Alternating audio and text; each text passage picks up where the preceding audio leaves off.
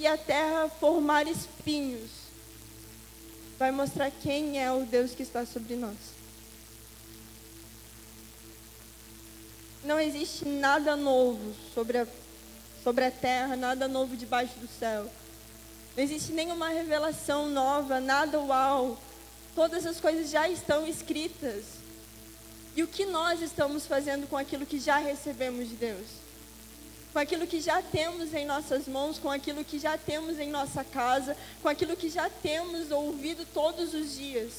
E vamos seguir ouvindo todos os dias o que a gente vai fazer com o que a gente recebeu da parte de quem Deus é. E isso, as nossas ações, elas dirão quem é o fundamento das nossas vidas.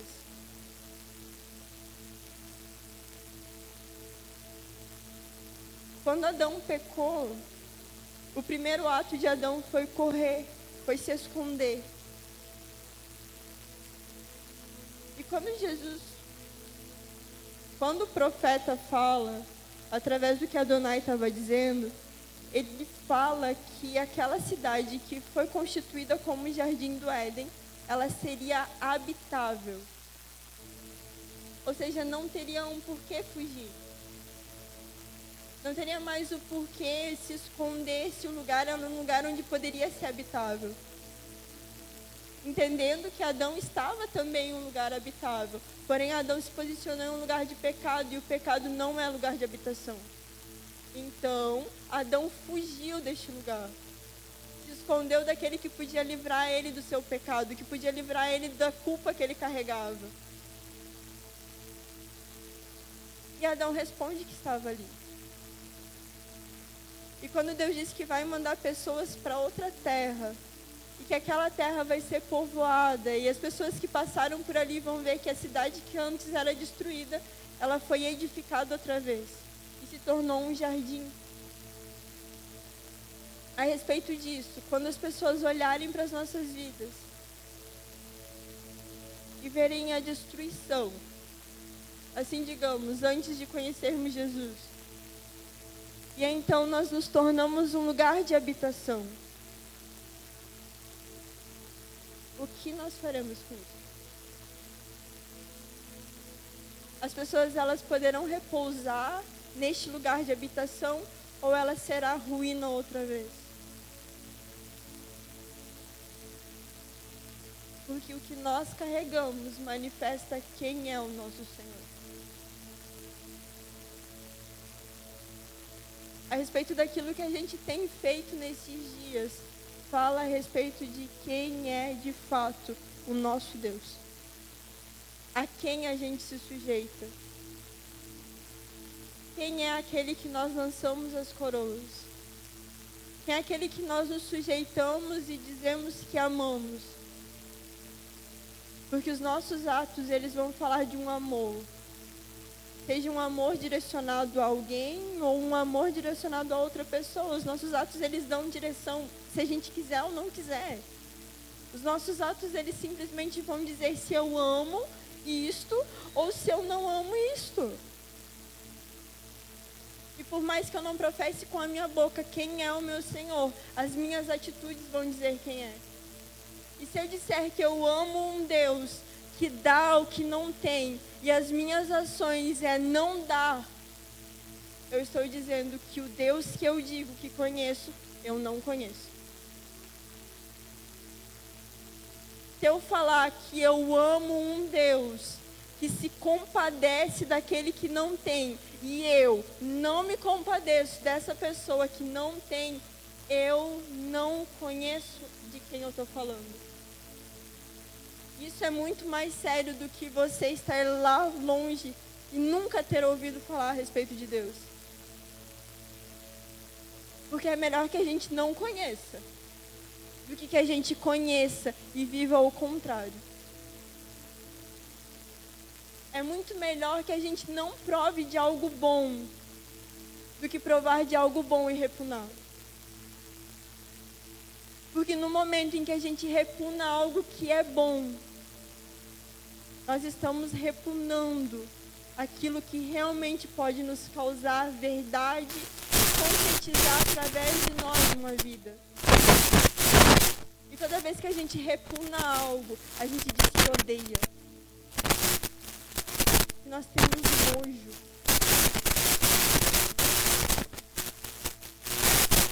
A verdade a respeito de Deus é que se nós não nos parecemos com Ele ou não somos semelhantes a Ele, nós estamos longe. E se for necessário, gente, de verdade agora, sei que é um culto de missão, sei que é um lugar para a gente dizer para o outro ir, para um apoiar o outro para que vá, para que seja enviado, que corra as nações. Sim, amém. Mas se você não entende quem você é em Deus, eu aconselho você que você se tranque em um lugar com mais pessoas e ore até que você saiba exatamente quem você é e a quem você serve. Eu encorajo você não a você simplesmente ir. Porque é bom, gente. É bom viver a dependência de Deus. Nos custa, mas a gente sabe que Deus está ali. Mas melhor que isso é a gente saber quem Deus é e quem nós somos. Se nós não entendemos ainda o que é amar, se a compaixão ainda não habita em nós, não faça nada. Não perca tempo. Não faça com que outro perca tempo com isso. Fica no seu lugar, leia mais, conheça mais, ore mais, busque mais, queira mais, mas não saia antes que você saiba quem você é em Deus. Não passe uma informação a respeito de um Deus que você não vive. Não fale de um Deus que você ama quando na verdade não se ama. As pessoas não precisam disso. As pessoas não precisam da sua dó. As pessoas não precisam que você simplesmente faça algo por elas. Essa nunca foi a ideia de Deus. De que você sinta dó ou pena de alguém, isso é algo repugnante.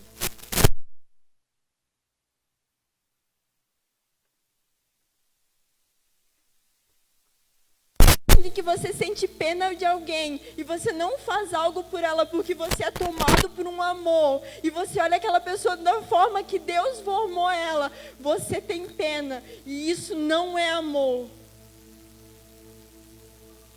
E se você tem pena, ou se você tem dó, ou só porque você viu um vídeo, ou ouviu alguma coisa a respeito de alguém que tem fome, não faça nada. Porque o fundamento de Cristo não é dó, não é isso. O fundamento de Cristo é que todos entendam o seu lugar em Deus.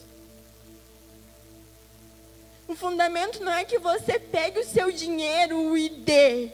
O fundamento é para que você se torne alguém parecido com Deus. Porque Deus faria isso. Porque Deus trabalharia e trabalha por nós todos os dias. Porque o seu Filho trabalhou por nós todos os dias. A ideia de Deus não é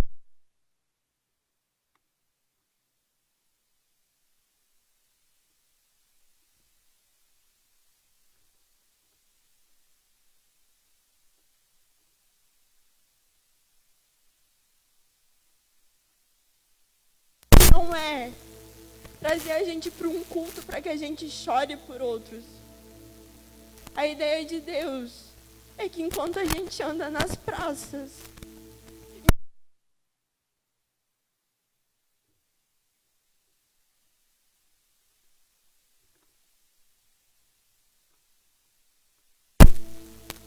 acredito com toda a minha força, iria para qualquer lugar se Deus dissesse agora.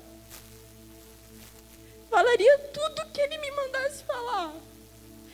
Ficaria sem ver a minha família por anos e anos e anos. Mas se eu não for parecida com Deus, eu oro para que eu não saia daqui. Porque as pessoas não precisam de alguém que não se parece com Deus.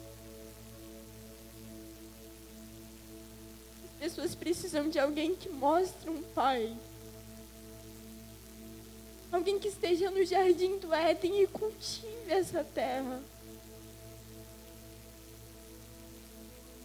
Alguém que ame não porque vê uma necessidade. Alguém que ama porque a necessidade de amar está dentro dela. Eu não tenho nada novo. E graças a Deus por isso. Porque se eu não conseguir viver naquilo que eu já sei a respeito de Deus, eu já estou errada.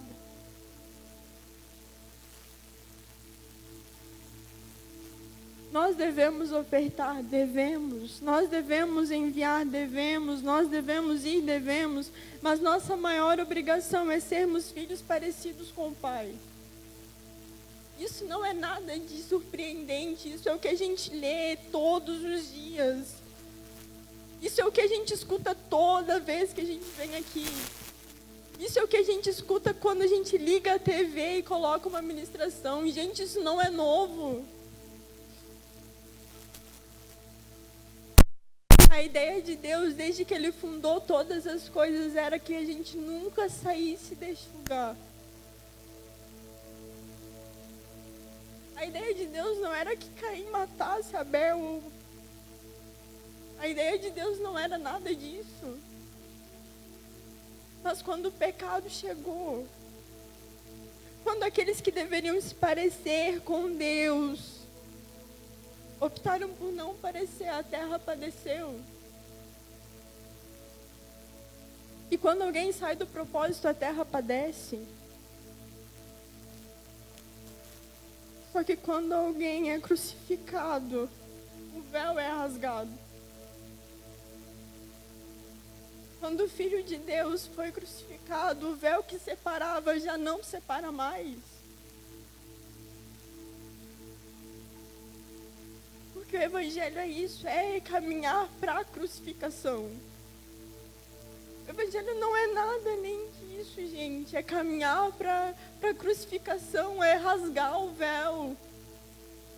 Porque quando eu sou crucificada, o véu se rasga e aqueles que ainda não conhecem Deus podem conhecer.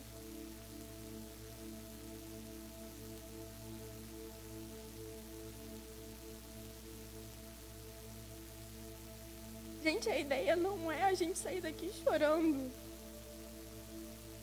Chegar em casa, comer o nosso pão, sabe? Dormir e na segunda a gente trabalhar, acordar cedo, estudar, fazer o que tiver que fazer. A ideia não é a gente viver somente nisso. A nossa ideia é todos os dias acordar e pedir para que Deus Ele nos dê algo que Ele já nos deu. Sabe?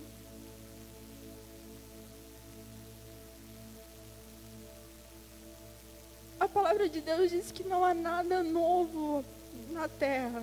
Debaixo do céu nada vai acontecer novo.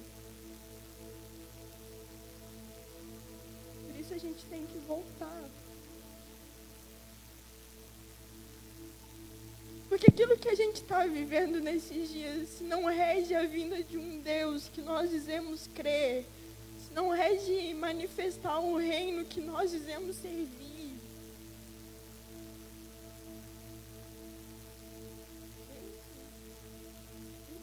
voltar. Se a gente voltar para nossa casa chorando, comer o nosso pão, vir cultuar a Deus no domingo e acordar na segunda, batalhar o dia todo e viver como se a vida fosse só isso, qual é o fundamento da nossa fé? Sabe? Qual é o fundamento da nossa fé? Que nós vemos que o amanhã é só acordar cedo. Trabalhar, trabalhar, trabalhar e não ser quem a gente foi gerado para ser. Quer uma dica?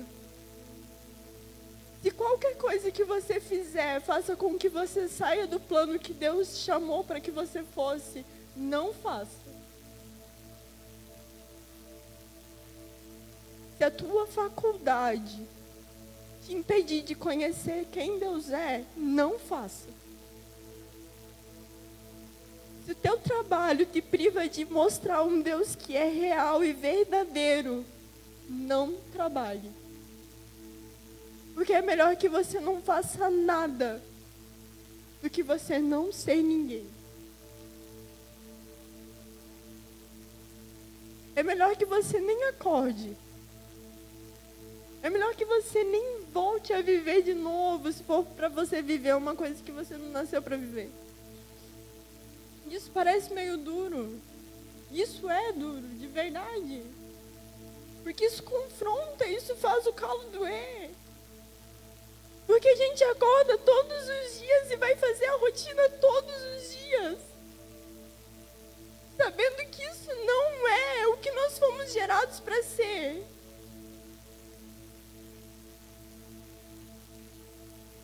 Que os nossos olhos voltem para ser dele. Que o nosso coração entenda quem nós somos nele. Que ele seja a verdade, o fundamento, a solidificação dos nossos dias, a verdade da nossa vida de geração para geração. E que a gente não perca quem ele é.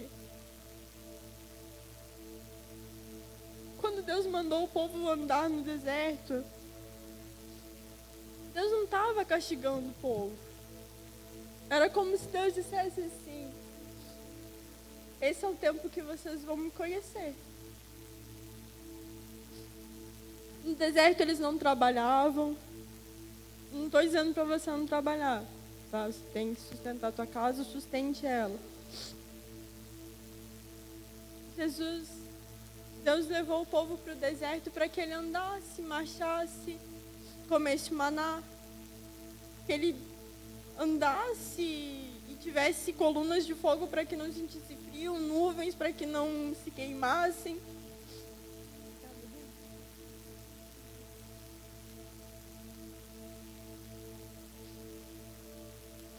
Mas o fundamento deles estarem andando no deserto não era castigo. É porque no deserto eles ouviam a voz de Deus. É porque no deserto Deus mostrou as suas leis. É porque no deserto Deus mostrou o seu coração. Por muito tempo a gente ouviu falar que deserto era um lugar de aflição. Eu ouvi muito disso. Que o deserto era um lugar de passagem porque a aflição todo mundo passa. Mas o deserto nada mais é do que Deus revelando o seu coração. Em Deuteronômio vai fazer a revisão de tudo que Deus fez enquanto eles estavam no deserto. E quando Deus aponta uma terra nova, Ele pede para que eles não se desviem por conhecer a terra boa.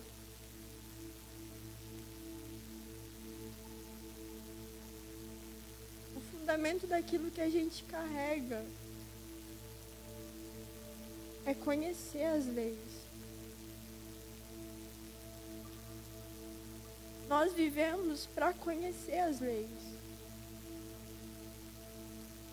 Nós não vivemos para ter apenas uma coluna de fogo, não deixando a gente sentir frio.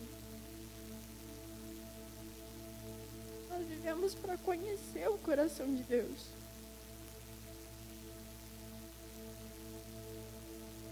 Porque se conhecermos o coração de Deus, nós vamos saber governar uma terra. As leis e os estatutos, elas não serviam para eles naquele momento de deserto, porque eles não tinham quem governar, a não ser eles por eles. Eles eram escravos e de repente eles estavam sem um senhor, e se eles formassem uma nação só deles, se eles começassem do zero, eles iriam querer um governar o outro. E esse não era o fundamento. O fundamento é para que eles se submetessem a Deus. E por se submeterem a Deus, Deus governasse sobre eles. Sem que precisassem de mais nada. Sem que precisassem de um Senhor dizendo o que era bom e o que não era. porque eles teriam as leis do Senhor no seu coração já. Isso seria suficiente para a sua vida. Só que essas leis, esses fundamentos, eles já estão aqui. E se nós não conhecermos as leis, e se nós passarmos apenas de escravos para senhores, nós vamos querer que simplesmente mandar um no outro. E o fundamento de Deus é que todos conheçam a lei, para que todos se sujeitem a quem Deus é. E quando as pessoas chegarem nessa nação onde Deus é o Senhor, todos descubram que existe uma lei e que existe um Senhor. Uma terra onde só Deus governa.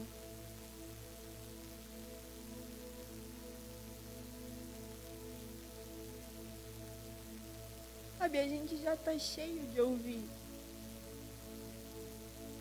A gente já ouviu demais e isso tem nos causado enchimento. A gente já tem muito. Mas tem gente que não tem nada. E a ideia é que você seja tão cheio a ponto de derramar. Porque se nós fôssemos olhar como Deus diz que nós deveríamos ser, nós seríamos fontes e não represas. E por ser fonte, todo aquele que tem sede pode beber. Todo aquele que está sujo pode se lavar.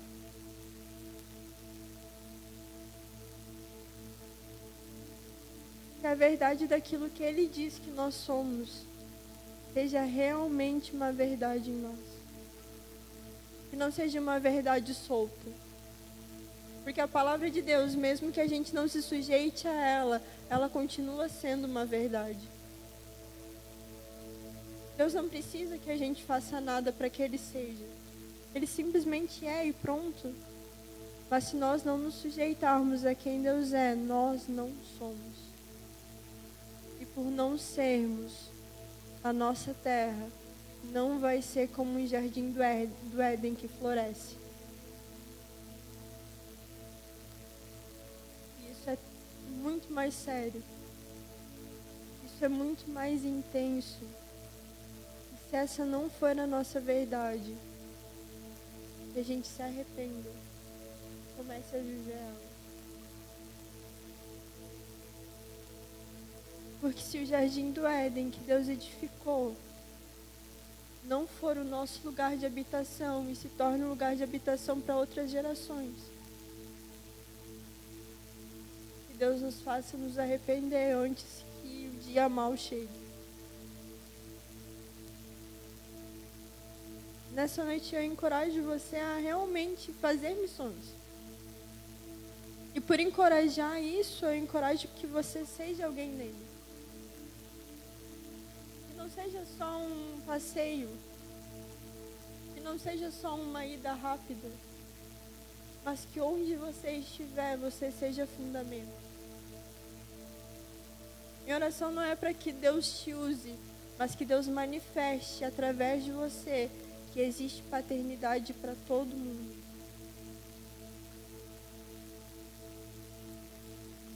E isso não fala a respeito do que a gente sabe fazer, não. Não fala a respeito de eu saber fazer algo bem. Porque pode ser que hoje a gente esteja aqui e amanhã não. Pode ser que hoje a gente corra muito bem e amanhã a gente não tenha força nem para levantar da cama. Pode ser que a gente consiga desenhar super bem, escrever super bem, fazer coisas muito bem. Pode ser que amanhã, a gente sabendo fazer todas essas coisas, a gente simplesmente não consiga fazer. Só que se nós somos alguém, por mais que a gente não faça nada, isso vai sair de nós. A ideia de Cristo é que sejamos semelhantes a Ele. Que a gente tenha em nós o mesmo sentimento que houve em Cristo Jesus. Só que a palavra de Deus também vai dizer que quando Jesus fala assim, Ele te deu um tapa no rosto, vira e dá um socão nele. Não, Jesus olha e fala assim, vira o outro lado. Essa é a tua reação. Não é mais apenas sentir como Jesus sentia. Não é mais fazer o que Jesus fazia, porque eu posso estar na minha casa, bater em palma lá e pedir em pão. E eu tá cheia de pão em casa. Mas eu tá tão brava com a vida de pegar aquele pão com raiva e dar. Claro, Jesus faria isso, ele daria o pão, mas não daria com raiva. Então não é mais só sobre como Jesus age, mas também qual é a reação de Jesus. Não é mais só sobre um sentimento, porque tem dias, gente, que a gente não quer sentir nada. Tem dias que a gente acorda disposto a não sentir nada. Não sei vocês, às vezes eu acordo e já não vou sentir nada hoje. E isso pode passar, o sentimento passa. Tem coisa que é passageira. Só que quando nós reagimos como Jesus reagiria, quando nos pedirem pão, a nossa ação é pegar o pão, repartir o pão e comer junto. Porque Jesus reagiria assim. Não é mais sobre um sentimento, eu amo gente que precisa de ajuda, e daí eu posso ajudar. Eu amo gente que não tem roupa, porque daí eu posso dar roupa para elas, né? Eu amo gente que não tem nada, que daí eu posso abençoar, glória a Deus por isso. Não, gente. A ideia não é essa. A ideia é que você ame tanto alguém, a ponto daquela pessoa não precisar de nada. E por você ter amor, você simplesmente dá. Não é sobre uma necessidade que a gente pode ver, mas é sobre algo que está dentro de nós e que transborda. Que nessa noite você volte para casa, sente e leia 1 João 3,16. E que isso convença você. Sem que ninguém precise abrir para você. Sabe? Você chega lá na sua casa, pega a Bíblia, tá, vou ler 1 João 3,16. Senta lá, pega a sua Bíblia, abre 1 João 3,16. Pessoal, vou repetir de novo, 1 João 3,16. 1 João 3,16. Pode conferir. Se quiserem ler agora, gente, eu também leio. Então, vamos lá. Em João 3,16 vai falar que Deus amou o mundo a ponto de dar o seu Filho, né? Agora vamos lá em 1 João 3,16. Já não vai falar mais sobre Deus. Não vai mais falar sobre Cristo. Vai falar sobre nós. Amém? Vai dizer o seguinte. Espera aí. Vai dizer o seguinte.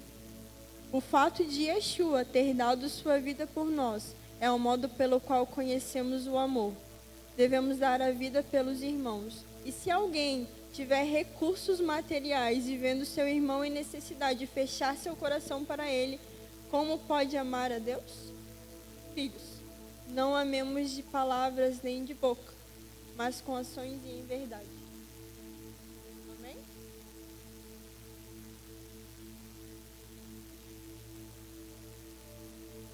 Agora você chega em casa, você abre sua Bíblia, 1 João 3,16, sabendo que agora você tem conhecimento de algo e precisa viver de acordo com isso. E se caso você chegar em casa e não quiser abrir a Bíblia em 1 João 3,16, durma com a consciência de que você já sabe o que está escrito, o que você precisa fazer. Se caso você tiver dúvidas a respeito de 1 João 3,16, leia de novo porque está bem claro. Se caso continuar a dúvida, você vai orar e pedir para Deus mudar você, que não está tendo jeito. E se você chegar em casa e lembrar que existem pessoas que não conhecem a Deus, leia 1 João 3,16 e tome uma posição para você. Porque a ideia de Deus é que todos conheçam a Deus. Porque Deus, tendo amado o mundo todo, deu o seu Filho.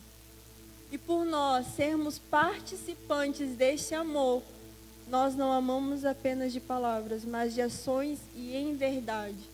Ou seja, se o meu amor tem uma pitadinha de falsidade, eu já não conheço a Deus.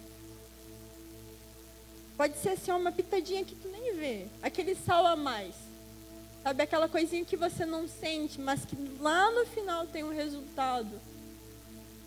O resultado da pitadinha a mais de falsidade é que você não conhece Deus. E por não conhecer a Deus, o jardim que deveria florescer e ser um lugar de habitação se torna um lugar de ruína e desgraça outra vez. E ninguém consegue habitar em meio à ruína e desgraça. Ninguém em sua consciência consegue habitar em um lugar onde há destruição.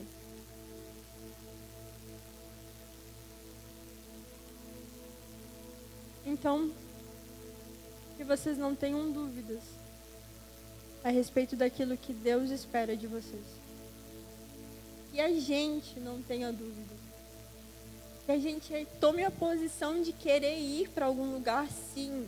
De querer, sim, se unir à causa do que Deus tem manifestado e aquilo que está no sentimento de Deus. Mas que antes de tudo isso, a gente retorne à origem.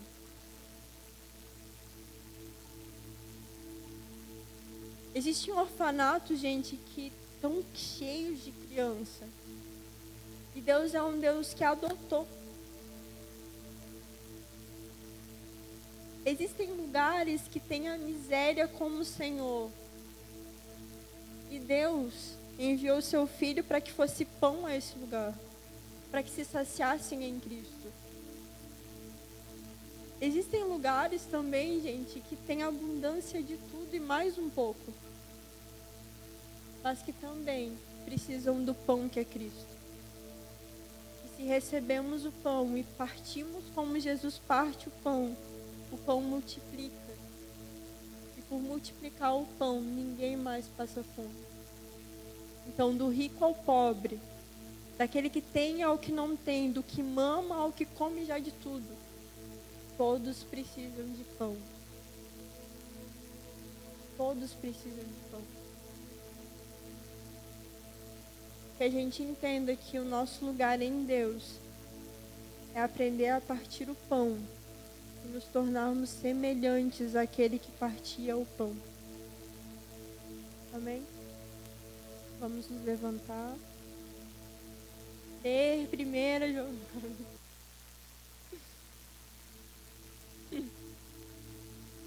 A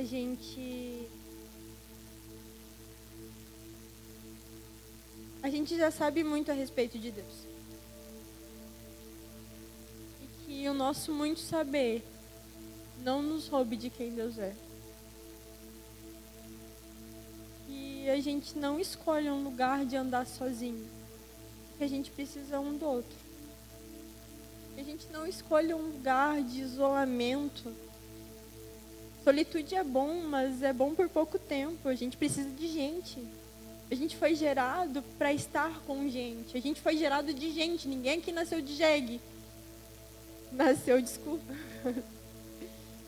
Mas nós nascemos para andar com gente. Porque Cristo morreu por gente. E Cristo viveu também por gente. A gente tem também que parar com essa ideia que Cristo só morreu. Ele ressuscitou. Então ele vive por gente também. Não foi uma transição que Jesus amou a gente, morreu. Não. Ele amou a gente, morreu. 1, 2, 3, ressuscitou e está vivo.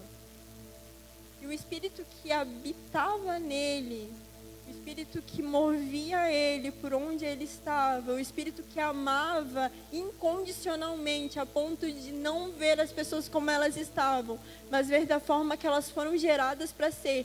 É o Espírito que ele deixou sobre nós. E que esse Espírito tenha liberdade em nós.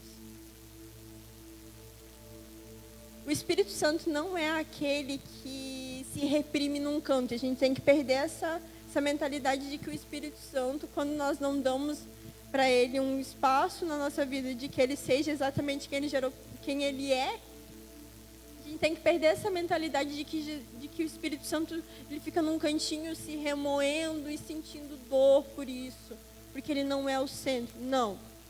Quando nós rejeitamos o Espírito Santo, outro Espírito habita em nós.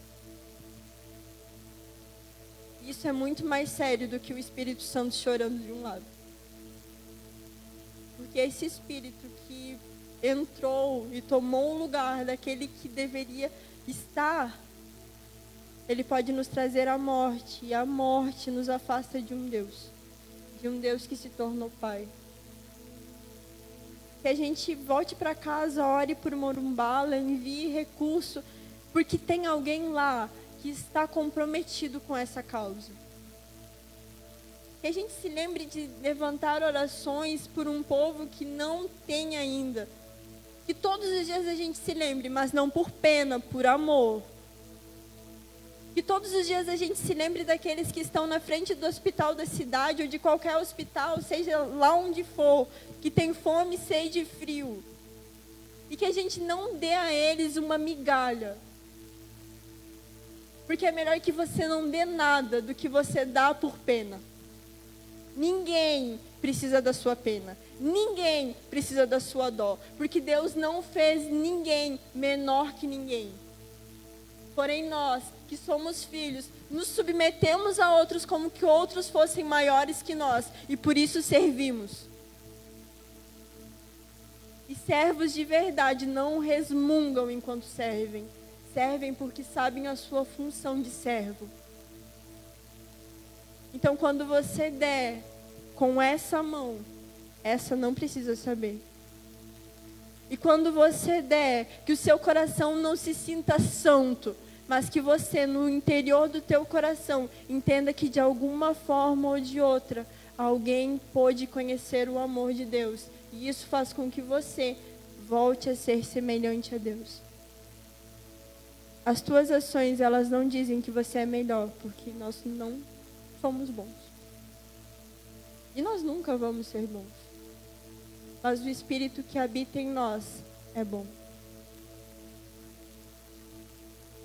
Amém, Pai.